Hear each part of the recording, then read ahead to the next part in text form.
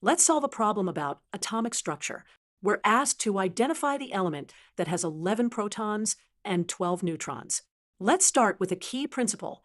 The atomic number of an element is equal to the number of protons in its nucleus. Since this element has 11 protons, we can identify it as sodium with the chemical symbol Na. Let's visualize the nucleus of this sodium atom. Here are the 11 protons in red and the 12 neutrons in blue. Together, they make up the nucleus of the sodium atom. To find the mass number of this isotope, we add the number of protons and neutrons together. 11 protons plus 12 neutrons equals 23.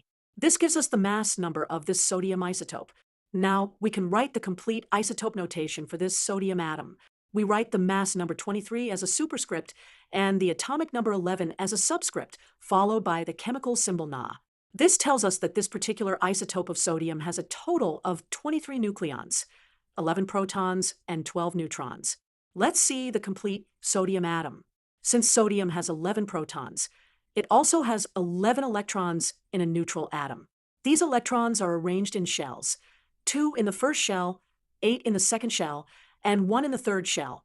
So to summarize, we've identified this atom as sodium. 23, an isotope of sodium with 11 protons and 12 neutrons.